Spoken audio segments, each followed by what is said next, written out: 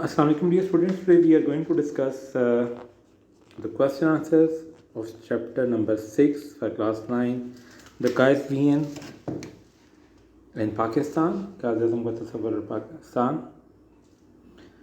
So first of all we will discuss the questions given within the lesson. Question number 1 is, why did the Qaid have to take long tours during the early days of independence? کہ آزادی کے ابتدائی دنوں میں قائد اعظم کو لمبے دورے کیوں کرنے پڑے؟ The Quaid made long tours of the country to raise the spirit of his people. Quaid Azam نے اپنے لوگوں کو یا اپنی قوم کے جذبہ کو پروان چڑھانے کے لیے پورے ملک کے دورے کیے. جیسے میں نے پہلے بھی کہا کہ اس وقت جب پاکستان بنا تو حالات بہت زیادہ خراب تھے اور مائگریشن، جینوسائڈ، لوگوں کا قتل عام، اور دونوں طرف پاکستان بھی اور انڈیا کی طرف بھی جو ہے، اور پھر وسائل کا نہ ہونا بہت بڑی ریزن تھی جس کی وجہ سے پاکستان کو جو ابتدائی دور میں بہت زیادہ مشکلات کا سامنا کرنا پڑا. تو اس وقت میں قائد اعظم نے پورے ملک کے دورے کیے تاکہ لوگوں کا جو مورال ہے اس کو ہائی کر سکیں اور ان کو موٹیویٹ کریں کہ وہ ایک نئے ملک کے لیے جو ہے جو قربانیاں انہوں نے دی ہیں ان کو وہ مزید محنت کر کے اس کو فروٹفل کریں. Why did the Quaid want the oneness of the whole nation? Quaid Azam پوری قوم کی وحدانیت، اتحاد کیوں چاہتے تھے؟ Oneness of the people of a nation is necessary for progress. Oneness, وحدانیت، اکٹھا ہونا. کسی قوم کے لوگوں میں وحدانیت یا اتحاد قوم کی ترقی کے لیے ضروری ہوتا ہے. Therefore the Quaid wanted his whole nation to be united. اس لیے قائد اعظم چاہتے تھے کہ ان کی ساری قوم جو ہے وہ متحد ہو.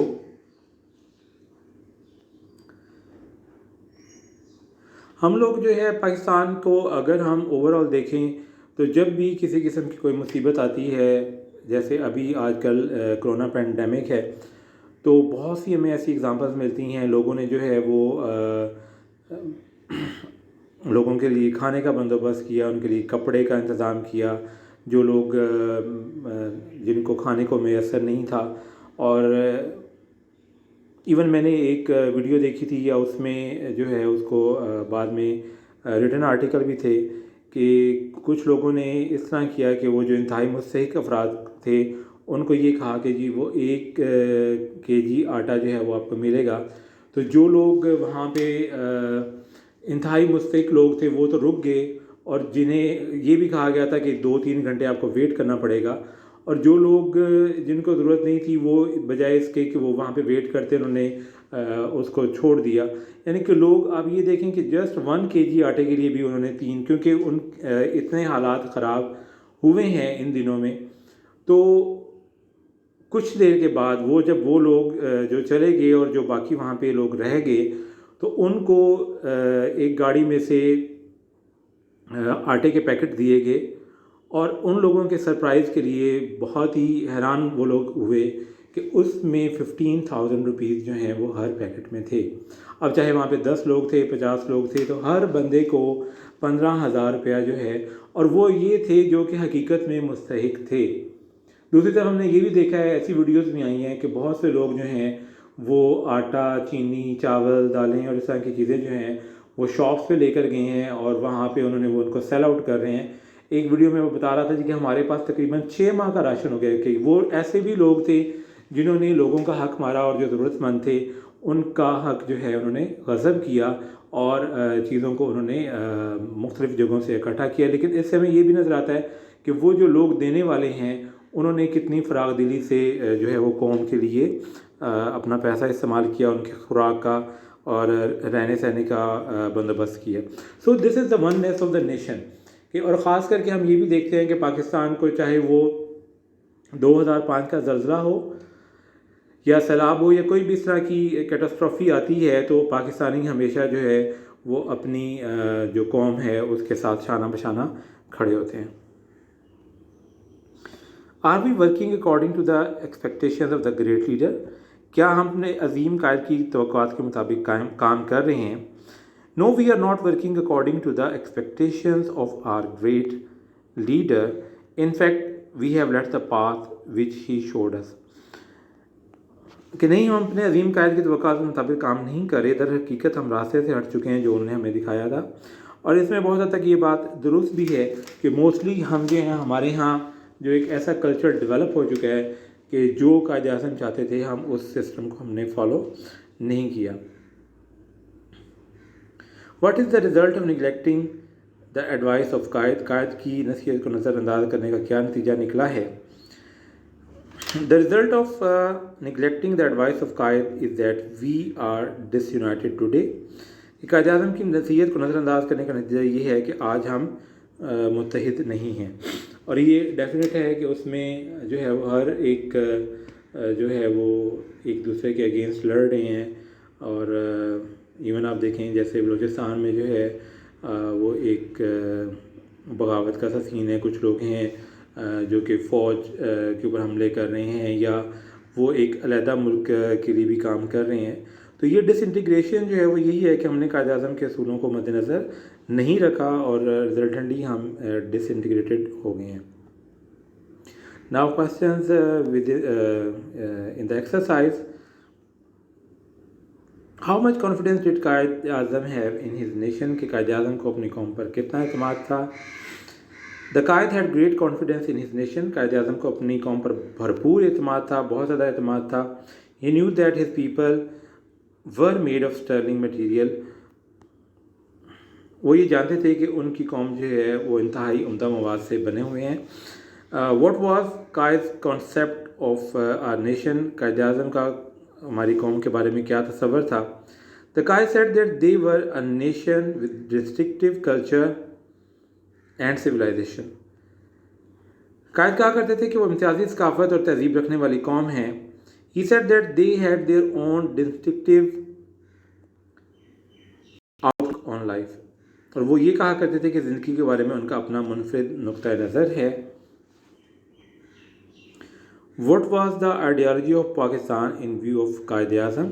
کہ قائد اعظم کے خیال میں نظریہ پاکستان کیا تھا؟ The ideology of Pakistan was based on the fundamental principles that they were an independent nation and could not be merged with any other nation.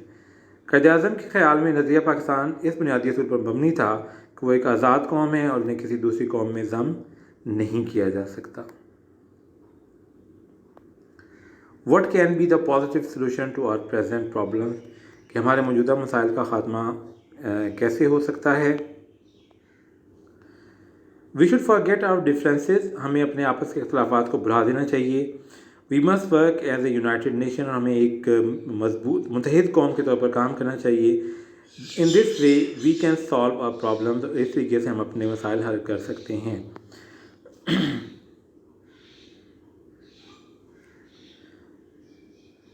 اب اس کی ایک چھوٹی سی مثال دیکھ لیں. اگر ہم کراچی کی صورتحال دیکھیں تو وہاں پہ فیڈرل اور پروونشل گورنمنٹس اور جو لوکل گورنمنٹس ہیں وہ ایک دوسرے پر الزامات لگا رہی ہیں کہ جی یہ ہماری فلاں کی نیگلیجنس ہے، فلاں کی نیگلیجنس ہے. اب اگر یہ تینوں گورنمنٹس نے پراپر طریقے سے کام کیا ہوتا، ٹھیک ہے کہ یہ ایک بہت بڑی آفت ہے، ایک اچانک جو ہے وہ اتنا سویر قسم کی بارش ہوئی اور جس کا رزلٹ ہوا، لیکن ادارے جو ہیں یا تینوں گورنمنٹس جو ہیں وہ ایک ہی پیج پر نہیں تھیں، جس کی وجہ سے اتنا زیادہ نقصانات ہوئے اور تباہی ہوئی. تو جب تک ہم مل کر کام نہیں کریں گے، پاکستان کی تمام پولیٹیکل پارٹیز، پاکستان کی تمام جو ریلیجیس پارٹیز ہیں، وہ اگر مل کر ایک قوم کے طور پر متحد ہو کر کام نہیں کریں گے تو ہم جو ہیں وہ کامیاب نہیں ہو سکتے. How can we become a strong nation? ہم کس طرح جو ہے ایک مضبوط قوم بن سکتے ہیں؟